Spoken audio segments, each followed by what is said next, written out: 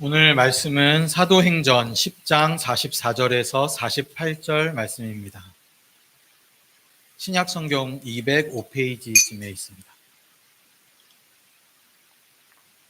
봉독하겠습니다. 베드로가 이 말을 할 때에 성령이 말씀 듣는 모든 사람에게 내려오시니 베드로와 함께 온 할례 받은 신자들이 이방인들에게도 성령 부어 주심으로 말미암아 놀라니 이는 방언을 말하며 하나님 높임을 들음이러라. 이에 베드로가 이르되 이 사람들이 우리와 같이 성령을 받았으니 누가 능히 물로 세례 베품을 금하리요 하고 명하여 예수 그리스도의 이름으로 세례를 베풀라 하니라. 그들이 베드로에게 며칠 더 머물기를 청하니라. 아멘. 이것은 오늘 우리에게 주시는 하나님 말씀입니다. 하나님 감사합니다. 오늘은 우리 교회에서 지키는 올해 추수감사 주일입니다. 하나님께 감사할 수 있는 축복, 또 하나님께 감사하는 축복이 우리 성도 여러분들에게 넘쳐나시는 추수의 계절, 감사의 계절이 되시기를 주님의 이름으로 축복합니다. 어느 심리 상담가가 이런 말을 하는 것을 들어본 일이 있습니다. 상담가니까 상담을 하러 오는 사람이 있지 않겠습니까? 그 사람을 가리켜 우리가 내담자라고 부르죠. 내담자가 상담을 하기 위해서 찾아왔습니다. 그래서 이 상담가가 먼저 이 내담자에게 이렇게 말했습니다. 편하신 자리를 찾아 앉으십시오 라고 말했습니다.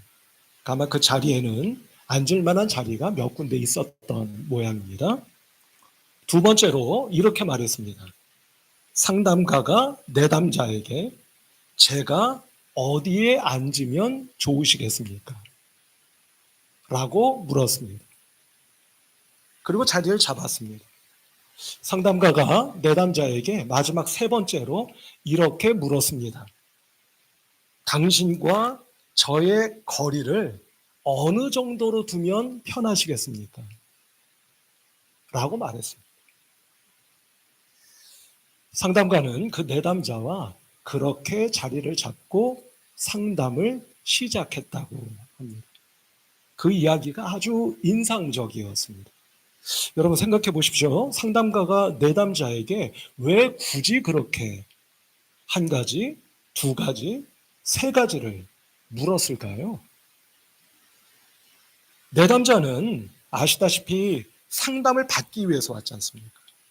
그렇다면 그 마음은 어떤 마음이겠습니까? 모르기는 해도 마음의 깊은 어떤 고충과 상처, 멍든 것, 마음의 어떤 질병이라고 해야 될까요? 그런 것이 있어서 그것을 좀 풀어보고 싶어서 상담가를 찾아온 것이 아니겠습니까? 그것을 잘 아는 상담가는 그 내담자가 아주 편안한 마음으로 자신의 이야기를 꺼내놓고 풀어낼 수 있도록 최대한 편한 환경을 만들어주기 위해서 아마 그런 배려를 한 것이 아닐까 싶습니다. 제가 그 이야기를 인상 깊게 듣고 가만히 혼자 생각을 하다가 이런 생각을 하게 되었습니다. 그 상담가는 내담자에게 상담가인 자기 자신 나름대로 그 내담자를 환대해 주었구나 하는 생각이 들었습니다. 상담가가 내담자를 뭐 해 주었다고요? 다시 한번. 상담가가 내담자를 어떻게 해 주었다고요? 환대해 주었다. 여기에 생각이 미치자 우리가 환대라는 말을 일상용어로 사용하기는 합니다만 이것의 정확한 뜻이 무엇일까 궁금했습니다. 해서 국어사전을 찾아봤습니다. 그 환대라는 말의 뜻이 이렇습니다. 한번 보실까요? 같이 한번 읽어보십시다. 시작. 반갑게 맞아 정성껏 후하게 대접한다. 이게 뭐라고요? 이게 환대다. 라고 하는 겁니다. 성도 여러분, 아시다시피 오늘 우리는 본문 말씀을 몇 주째 읽고 있습니까? 세 번째로 3주째 읽고 있습니다. 지난주에 나누었던 말씀의 은혜 혹시 기억하시나요? 베드로가 입을 열어서 하나님의 말씀, 복음, 예수님의 주 되심을 선포하고 전했을 때 어떤 일이 벌어졌다고 했습니까? 고넬료와 고넬료의 가족, 그 모든 식구들이 무엇하게 되었다? 방언을 하게 되었다. 그리고 하나님을 높이게 되었다. 하나님을 찬양하게 되었다라는 뜻이라고 말씀드렸죠. 그때 그 방언을 우리가 어떻게 새겼었습니까? 내가 그 말을 해야 되는 것조차 미처 깨닫지 못했었거나 아니면 해야 한다는 것을 알고 있음에도 불구하고 차마 그 말을 입에 올리지 못했었던 그 말을 어떻게 하는 거? 그 말을 어떻게 하는 거예요? 3세 번. 그 말을 어떻게 하는 거예요? 그 말을 말할 수 있는 거. 뭐 어떻게 표현하든 건 여러분들 뭐 자유롭게 표현하시면 될 것 같고요. 그 말을 내 입 밖으로 낼 수 있는 거. 그 말을 할 수 있는 거. 그게 오늘 우리가 받아야 할 방언의 은혜가 아니겠느냐 하는 말씀을 나누었던 거. 여러분들 기억하시리라 생각합니다. 오늘 똑같은 본문 말씀으로 우리가 함께 상고하고자 하는 것은 무엇이냐면요. 바로 이겁니다.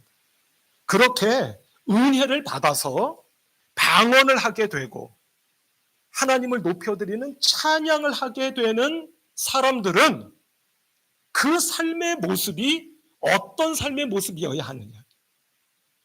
간단하게 말씀드리면 은혜 받은 사람들은 어떻게 살아야 하느냐 하는 것을 오늘 말씀을 통해서 확인하며 은혜 받게 된다 하는 말씀입니다. 그럼 성도 여러분, 단도직입적으로 여쭤보겠습니다. 은혜 받은 사람은 어떻게 살아가야 한다는 것입니까? 앞서 상담가의 예를 통해서 여러분들께 이미 말씀을 드린 것 같습니다. 내가 아직 받아들이지 못했던 사람, 받아들여야 된다는 것도 잘 모르고 있던 어떤 사람을 두 글자 뭐였죠? 한번 크게 한번 말씀해 주실까요? 환대하는 거죠. 왜 성가대만 말하십니까? 성가대 하지 마세요. 우리 성도 여러분들만 한번 해보십시오. 두 글자 시작. 발음 정확하게 해서 시작. 환대. 그러니까 성도 여러분, 은혜 받은 사람들은 다른 사람들을 어떻게 하면서 환대하면서 살아가야 합니다 하는 것을 오늘 성경 말씀이 우리들에게 깨우쳐주고 계신다, 이렇게 말씀드릴 수가 있겠습니다. 성도 여러분, 생각해 보면은요, 하나님, 예수님, 성령님, 성삼위일체 하나님께서 하시는 일이란 이처럼 도무지 받아들일 수 없는 사람, 도무지 만나기조차 싫은 사람을 환대해 주시고 더 나아가 우리로 하여금 우리에게 은혜 베풀어 주셔서 우리들로 하여금 그 사람을 환대하도록 만드시는 일을 하시는구나 하는 것을 알 수가 있다, 이렇게 말씀드릴 수가 있겠는데요. 여러분, 성경 말씀을 보면 수많은 곳에서 하나님께서 그 누군가를 환대해 주시는 말씀을 우리가 발견해 볼 수 있겠는데요. 오늘은 우리가 본문 말씀과 연결되는 말씀만 한번 찾아보며 하나님께서 이처럼 환대해 주시는 분이시구나 하는 것을 한번 확인해 보려고 합니다. 우리가 본문 말씀으로 읽지는 않았습니다만 같은 사도행전 10장 1절 이하의 말씀을 쭉 읽어보시면 어떤 말씀이 있느냐면요, 여러분, 그 말씀인 즉슨 이런 내용입니다. 바로 베드로가 어떻게 해서 이렇게 고넬료의 집까지 오게 되었는가 하는 그 과정을 기록하고 있는 것을 보게 되는 겁니다. 그 과정은 이런 겁니다. 여러분, 베드로는요, 고넬료의 집에 오기 전에 어디에 있었느냐면 욥바라고 하는 곳에 있었습니다. 어디에 있었다고요? 욥바라고 하는 도시는 여러분들 지도를 보시면 지중해 연안에 있는 도시입니다. 그러니까 이스라엘 땅덩어리로 놓고 보면 아주 서쪽에 있는 그런 도시예요. 그곳에 베드로가 있었습니다. 그런데 성경을 읽으시는 분들은 잘 아시겠습니다만 베드로가 그 욥바에서 기도하던 중에 하나님께서 천사를 통하여 환상을 보여주셨습니다. 어떤 환상이었죠? 하늘에서 보자기가 내려옵니다. 근데 그 보자기 안에는 뭐가 담겨져 있었습니까? 금은 보화가 있었나요? 그럼 얼마나 좋겠습니까? 근데 금은 보화가 아니라 유대인들이 부정하다 여겨서 가까이 하지 않는 짐승들. 성경 말씀을 보면 네 발 달린 짐승 또는 기어다니는 짐승들이 그 보자기 안에 담겨져 있는 겁니다. 근데 하나님께서 그 환상 속에서 뭐라고 말씀하셨습니까? 베드로에게? 베드로야, 이것을 잡아먹어라 라고 하셨습니다. 아니, 베드로는 유대인이지 않습니까? 그러니 부정한 짐승들을 만지지도 않는 사람들이 어떻게 그것을 잡아먹겠습니까? 그래서 베드로가 저는 그거 못 먹습니다 했어요.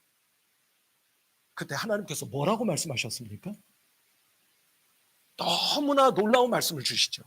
베드로야, 하나님이 깨끗하다고 하는 것을 왜 네가 더럽다고 하느냐? 뭐라고 하셨다고요? 베드로야, 하나님이 깨끗하다고 하시는 것을 왜 네가 더럽다고 하느냐? 아마 모르기는 해도 베드로는 망치로 머리를 한 대 맞은 듯한 충격을 받았을 겁니다. 베드로가 깨우쳤습니다. 그래서 하나님의 인도하심을 따라 어디까지 온 겁니까? 누구의 집을? 고넬료의 집을 찾아오게 된 겁니다. 고넬료가 살던 곳은 가이사랴라고 하는 곳이에요. 욥바보다 훨씬 북쪽에 있는 도시입니다. 그곳에 살고 있는 고넬료. 고넬료는 유대인입니까? 이방인입니까? 이방인. 바꿔 말씀드리면 유대인인 베드로가 도무지 만나고 싶지도 만날 수도 없는 이방인의 집으로 찾아가도록 인도해 주신 겁니다. 그러니까 이것부터가 어떤 것입니까? 유대인이 만날 수도 만나기를 원하지도 않는 이방인을 하나님께서 만나게 해주셨으니 이것부터가 하나님께서 역사하신 내가 이제껏 받아들이지 못했고 만나기를 원치 않았던 사람을 어떻게 하도록? 두 글자. 오늘 그것만 머릿속에 담아두시면 좋겠습니다. 자, 성가대를 포함해서 모든 성도 여러분, 뭘 하도록? 환대하도록 역사해 주신 것이로구나 하는 것을 알 수가 있고요. 이처럼 하나님, 예수님, 성령님이 하시는 일 또한 성삼위 하나님께서 우리를 통해 하도록 만드시는 일이 뭐다? 환대하도록 만드시는 거구나 하는 것을 우리가 발견하게 된다 하는 것입니다. 자, 그런 눈으로 오늘 본문 말씀을 우리가 한번 들여다보면은요, 오늘은 마지막 47절, 48절 말씀을 함께 읽어보며 그 은혜를 상고하려고 합니다. 우리 같이 한번 읽어보도록 할까요? 2절 말씀입니다. 시작.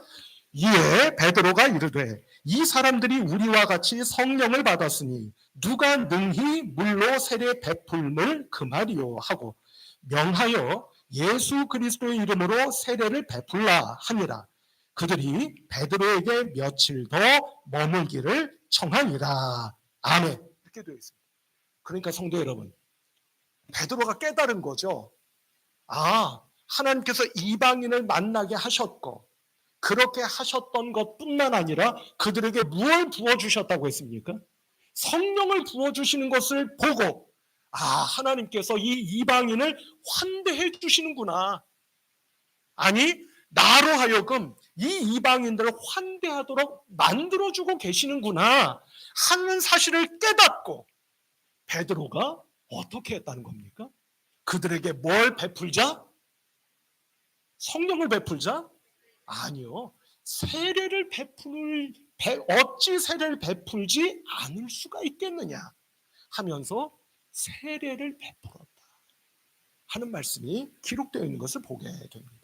성도 여러분, 베드로가 이방인인 고넬료와 그 가족들에게 세례를 베풀었습니다.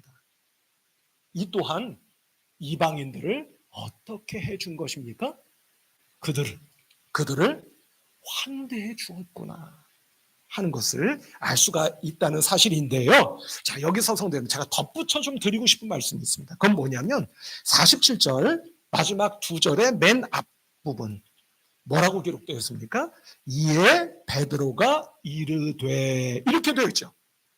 베드로가 이에 이르되 말했다는 겁니다. 뭘 말했다는 거죠? 이들에게 뭘 베풀자?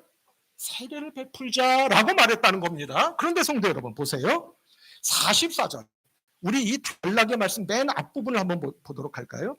베드로가 이 말을 할 때에 이렇게 되어 있습니다. 무슨 말이었느냐면 우리가 오래전부터 함께 여러 주간 나누었던 것처럼 그 고넬료와 고넬료 가족들에게 하나님의 말씀, 복음, 예수님의 주 되심, 이 사람이로다 라는 말씀을 전할 때에, 그런 뜻 아니겠습니까? 그때 성령이 하늘로부터 부어졌다는 겁니다. 그것을 베드로가 목격한 겁니다. 그래서 이방인인 고넬료와 그 가족들이 입이 터져서 방언을 하고 하나님을 찬양하게 되는 것을 그 자리에서 목격한 겁니다. 그리고 나서 47절, 이에 베드로가 이르되 라고 되어 있습니다. 세례를 베풀자 라고 말했다는 겁니다. 그럼 성도 여러분, 이 말씀에 한간의 의미를 가만히 새겨보면 놀라운 사실을 발견하게 됩니다. 그건 무엇이냐면, 이것은 정확하다고 말하기는 좀 어렵습니다. 제가 말씀을 읽다가 제가 깨달은 겁니다. 그것은 무엇이냐면, 베드로가, 자, 가만히 들어보십시오. 베드로가 말씀을 전하던 그 중에, 제가 지난 2주 전인가요? 말씀을 전하는 도중에 라고 말씀드렸지 않습니까? 하늘로부터 성령이 부어지고 그 결과 방언이 터지고 찬양을 하게 되는 것을 목격했다는 겁니다. 그러자 베드로가 어떻게 했다는 말씀의 의미냐면, 제가 이렇게 여쭤볼까요? 하고자 했던 말을 끝냈다는 겁니까? 안 끝냈다는 겁니까? 어떤 생각이 드십니까? 하고자 했던 그 말을 마치고 자, 이제 세례 베풀자 라고 말을 했다는 의미겠습니까? 아니면 말씀을 전하는 중에 성령의 역사가 일어나는 것을 보고 말씀 전하는 것까지도 중단하고, 아니야, 세례를 베풉시다 라고 말을 했다는 의미겠습니까? 전자겠습니까? 후자겠습니까? 놀랍게도 제가 읽기는, 제가 깨닫기는, 제가 이 말씀에 은혜 받으며 발견하기는 말씀을 마치지조차 않았고, 말씀을 전하는 중에 하늘의 은혜가 임하시는 것을 보고 말씀 전하는 것까지도 어떻게 하고? 중단하고 그들에게 세례를 베풀죠. 여러분, 이것 이상의 극적으로 이방인들을 환대해주는 장면이 어디 있겠느냐 하는 것입니다. 특별히 뭘 베풀었다고요? 세례를 베풀었다라고 되어 있습니다. 자, 성도 여러분, 제가 우리 성도 여러분들과 이제껏 여러 가지를 함께 나누며 함께 기억합시다, 요것은 꼭 기억하시면 좋겠습니다 라고 말씀드리는 여러 가지의 것들이 있었습니다. 그 가운데 한 가지가 세례입니다. 세례의 3가지 의미, 혹시 기억하시는 분 계십니까? 세례의 의미 3가지가 뭘까요? 첫 번째, 세례를 받음으로 예수 그리스도의 보혈로 나의 모든 죄가 사함 받았음을 믿고 고백하는 겁니다. 아멘? 맞죠? 두 번째, 그렇게 나의 죄를 다 사해 주신 하나님의 은혜에, 예수 그리스도의 은혜에 감사하며 이제는 이전과는 전혀 다른 삶을 살겠습니다라는 결단의 은혜. 자, 첫 번째가 사함받은 은혜, 두 번째가 결단하는 은혜. 그럼 여러분, 세 번째는 뭘까요? 세례를, 그렇습니다. 누군가 말씀하신 것 같습니다. 세례를 받음으로 이제 교회의 식구로 영입되어지는 축복. 이것이 세례의 의미. 세 가지입니다. 그 마지막이 뭐였습니까? 교회의 한 식구로 받아들여지는 은혜요 축복이 바로 뭐다? 세례다. 성도 여러분, 물론 이 당시에 오늘날과 같이 건물이 있는 교회가 있었습니까? 없었습니까? 없었습니다. 그러나 함께 예수 그리스도를 믿는 믿음의 공동체 안에 마침내 이방인인 누구? 고넬료와 그 가족들이 환대를 받아 들어오게 되어지는 축복. 그게 바로 이 자리에서 베풀어진 뭐였다? 세례였다 라고 하는 것입니다. 그러니 성도 여러분, 앞서 말씀드린 것처럼 이 자리에서 베풀어진 세례 이상의 극적인 이방인들을 향한 환대가 어디 있었겠느냐 라고 하는 사실입니다.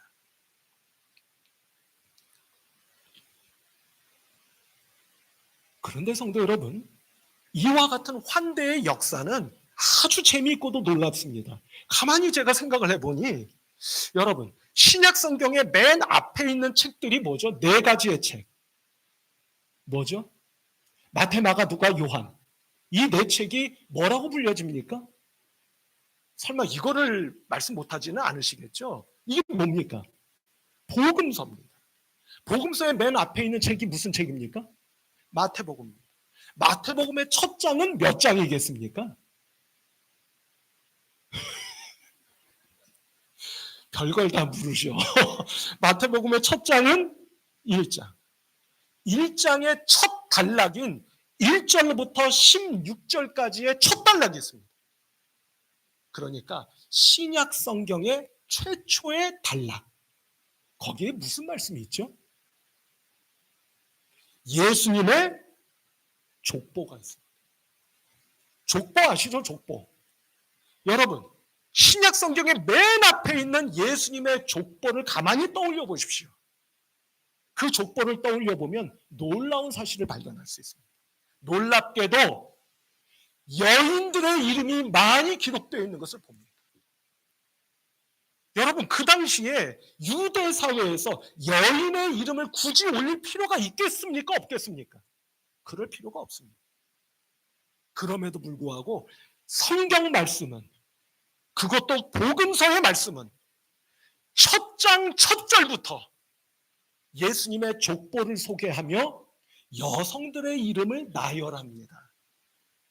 더 놀라운 사실은 그 여인들이 유대인들이 아니요 이방 여인들입니다.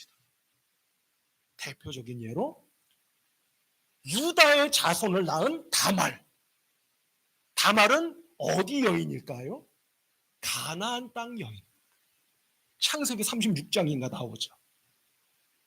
또 나오는 여인이 룻이라고 하는 여인이 나옵니다. 룻기 기억하시죠? 그 룻은 어느 땅 여인입니까? 모압 여인입니다. 이방 여인입니다.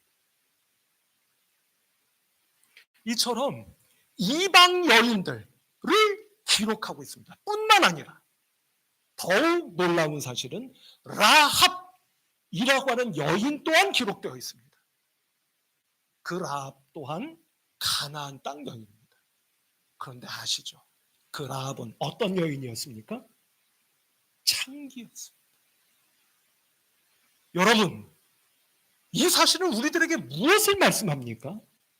이제 이 땅에 육을 입고 오실 메시아 그리스도 예수 그리스도는 이 땅에 오셔서 무슨 일을 펼쳐나가실 것이라고 하는 것을 우리들에게 가르쳐 주시는 말씀이겠습니까?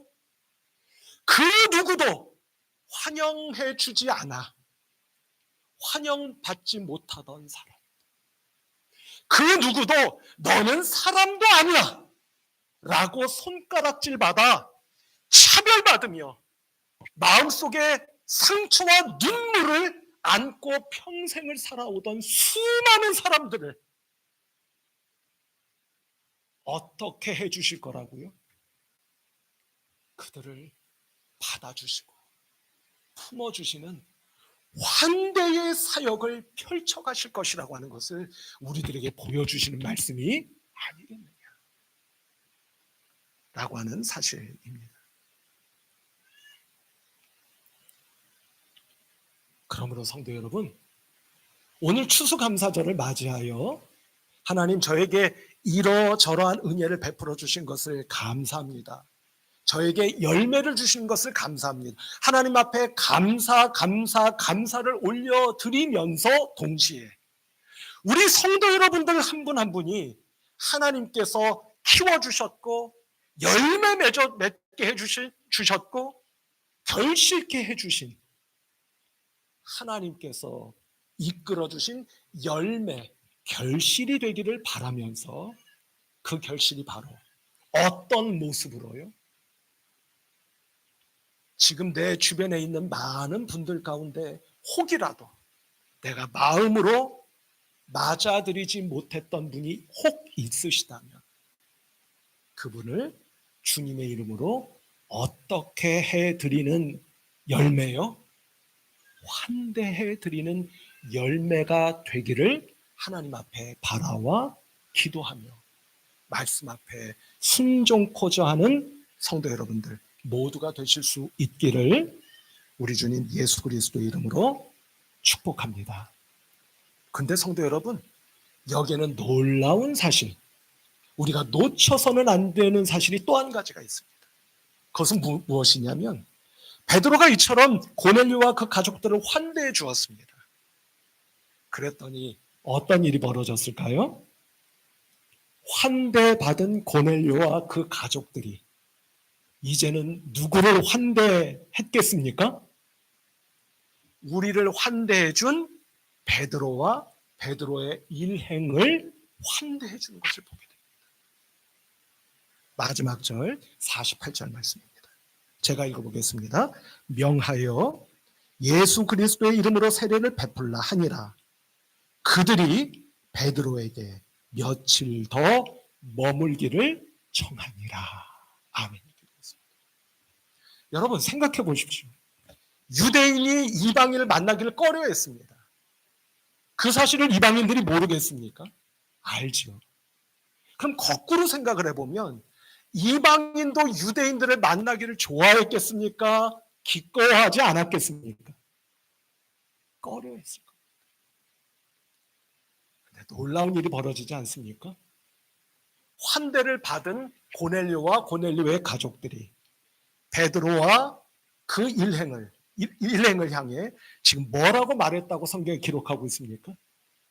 저희 집에서 며칠 더 머무시길 바랍니다. 그러니 앞서 말씀드린 것처럼 환대받은 고넬료의 가족이 베드로와 베드로의 일행을 또한 어떻게 해준 것을 보게 되는 겁니까? 환대해 준 거죠. 성도 여러분, 우리가 누군가를 환대해주면 환대받은 그 영혼이 여러분들을 환대하게 되는 놀라운 기적의 역사가 일어나게 될 줄로 믿습니다. 꼭 한 가지 덧붙여 말씀드리고 싶은 것이 있습니다. 그것은 무엇이냐면 조금 근본적인 질문이 드는 겁니다. 그러면 왜 우리는 서로 환대를 해야 되는 거지? 하는 질문이 들었습니다. 여러분, 왜 우리는 서로를 환대해야 되는 것입니까? 그게 좋은 것 같아서? 그러면 좋은 사람이 될 것 같아서?입니까? 그런 측면도 없지는 않을 겁니다. 그러나 성경 말씀이 우리들에게 깨우쳐 주시는 것이 그것일까요? 그것은 아니리라는 생각이 들었습니다. 가만히 생각해 보았습니다. 왜 나는 누군가를 환대해야 하고 그 누군가는 나를 환대해 주어야 하는 것일까 하는 생각을 해보았다는 겁니다. 그것은 다른 것이 아닙니다. 우리가 서로를 환대해 줄 때 환대해 준 그 사람이 환대받은 내가 살아날 수 있기 때문입니다. 하나님께서 예수 그리스도를 통해 저를 환대해 주셨습니다. 여러분들을 환대해 주셨습니다. 그 환대의 결과가 무엇입니까? 죽을 수밖에 없었던 제가 여러분들이 어떻게 된 것이죠? 살아나게 된 거예요.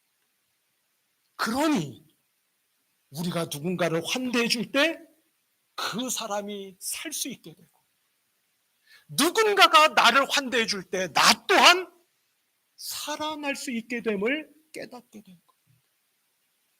비근한 예로 제가 가끔 이런 예를 들어 말씀드리죠. 어느 자리에 갔는데 사람들이 다 나를 외면하고 받아주지를 않으려고 해요. 그럼 나는 어떻게 되죠? 상처받습니다. 외롭습니다. 마음 아픕니다. 마음에 병이 생깁니다. 마음과 영이 죽어갈 수밖에 없는 겁니다. 그러니 오늘 우리 교회 안에서부터, 여러분들의 가정 안에서부터 내 곁에 있는 분들을 어떻게 해요? 환대해 주실 수 있는 여러분들이 되시기를 다시 한번 주님의 이름으로 축복합니다.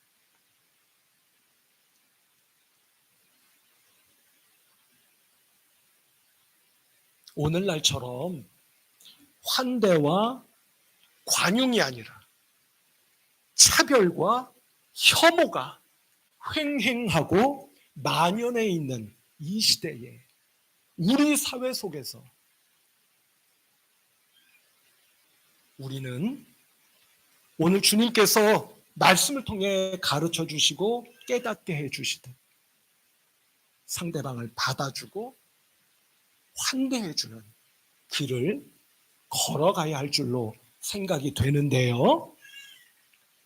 제가 언젠가 여러분께 한번 이 말씀을 드렸던 기억이 납니다. 꽤 오래전이었던 것 같습니다. 제2차 세계대전 당시에 연합군들 그 병사들이 많이 죽지 않았겠습니까? 많이 전사했습니다. 근데 그 가운데는 카톨릭 신자도 있고 개신교 신자들도 있었습니다. 전사한 많은 전사자 병사들을 무덤에 묻었습니다. 어느 수도원 주변에 전사자들을 묻은 경우가 있었답니다. 근데 재미있는 것은 수도원에 담장이 있을 거 아닙니까? 해서 카톨릭 신자인 전사자들은 수도원 담벼락 안으로, 개신교 전사자들은 담벼락 바깥으로 무덤을 썼다고 합니다. 그러던 어느 날 마을 사람들이 아침에 집 밖으로 나왔을 때 깜짝 놀란 장면을 보게 됐답니다. 그 장면은 아니 어제까지만 해도 담벼락 밖에 있었던 개신교 전사자들의 무덤이 없어진 겁니다. 왜 없어졌을까요? 제가 지금으로부터 한 3, 4년 전쯤에 말씀드렸던 것 같습니다. 담벼락이 왜 없어졌을까요? 죄송합니다. 개신교 전사자들의 무덤이 왜 시야에, 눈에 보이지를 않았을까요? 이유는 다른 것이 아니라 그 전날 밤새도록 수도원에 계시는 수도사들이 그 담벼락을 헐고 개신교 신자 전사자들이 묻혀있는 그 무덤 바깥에 무엇을 쌓은 겁니까? 새 담을 쌓은. 그러면 개신자 전사자들은 어디에 들어가 있는 겁니까? 수도원 안으로 들어와 있는 거예요. 무엇을 말하는 것이죠? 비록 믿는 바가 조금 다르다 할지라도 개신교 신자 전사자들을 카톨릭 수도원 수도사들이 그들을 비록 이 세상을 떠난 이들이지만 어떻게 해준 겁니까? 그들을 환대해 준 거죠. 마지막으로 제가 평소에 아주 좋아하는 시인이 한 분이 있습니다. 정말 이분의 시는 우리의 폐부를 뚫고 들어오는 듯한 그런 시를 쓰시는 분이신데요. 이미 이제 교수직을 은퇴하신, 원래 연세대학교 국문과 교수셨어요. 시인이기도 하고. 이분이 이름을 제가 말씀 안 드렸군요. 정현종이라고 하는 시인의 시 가운데 잘 아시는 분 많이 계실 겁니다. 방문객이라고 하는 시가 있습니다. 이 시를 같이 한번 우리 읽어보도록 할까요? 이것을 읽고 제가 설교 말씀을 마치도록 하겠습니다. 눈에 보이시는 대로 같이 한번 읽어볼까요? 시작. 사람이 온다는 건 실은 어마어마한 일이다. 그는 그의 과거와 현재와 그리고 그의 미래와 함께 오기 때문이다. 한 사람의 일생이 오기 때문이다. 부서지기 쉬운, 그래서 부서지기도 했을 마음이 오는 것이다. 그 갈피를 아마 바람은 더듬어 볼 수 있을 마음, 내 마음이 그런 바람을 흉내낸다면 필경 환대가 될 것이다. 기회가 되시면 한번 이 시를 여러분들이 인터넷 보시면 다 나옵니다. 한번 찾아서 읽어보시면 오늘 이 하나님의 말씀과 마음에 와닿는 말씀, 시가 되지 않겠나 싶습니다.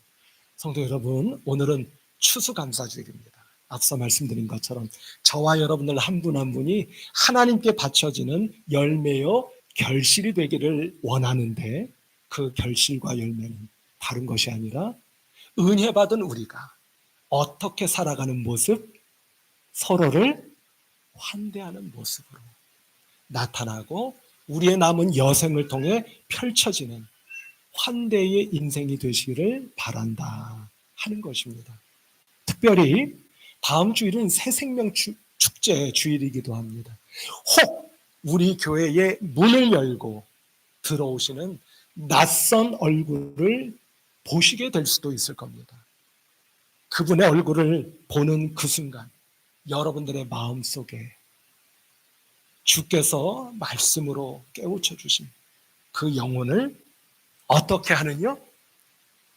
환대하는 은혜가 저와 여러분들에게 넘쳐나실 수 있기를 오늘 추수감사절 이 예배를 통하여 주님의 이름으로 축복합니다. 기도하십시다. 하나님 아버지, 감사합니다. 늘 마음 아파하고 때로는 굳어져 버리고 강팍해져 버리는 저희들의 마음이오나 성령님 은혜 베풀어 주시어서 우리의 마음이 열리게 하시고 녹아지게 하여 주시어서 어떤 사람이든지, 물론 말처럼 쉬운 것은 아니겠사오나 주님 주시는 마음으로 그 영혼을 마음 열어 받아주고 맞이하는 환대의 은혜, 환대의 삶이 저희들에게 베풀어지는 은혜요, 저희들이 살아가는 삶이 될 수 있도록 하나님 축복하여 주시옵소서. 예수 그리스도의 이름으로 기도하옵나이다. 아멘.